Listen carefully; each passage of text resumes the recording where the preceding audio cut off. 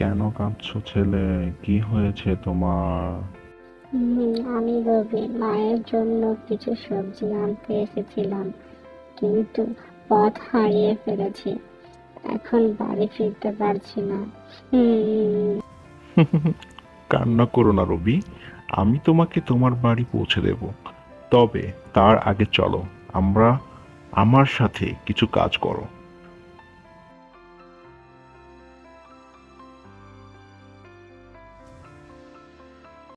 ধন্যবাদ চাচা, তোমার সাথে কাজ করে আমি খুব খুশি। তোমার সাহায্য আমার অনেক কাজে লেগেছে রবি। চলো এখন তোমাকে তোমার বাড়ি পৌঁছে দিয়ে আছি। রবি, তুমি কোথায় ছিলে এতক্ষণ? আমি খুব চিন্তায় ছিলাম। তুমি আমাকে না বলে কোথায় চলে গিয়েছিলে, বলো।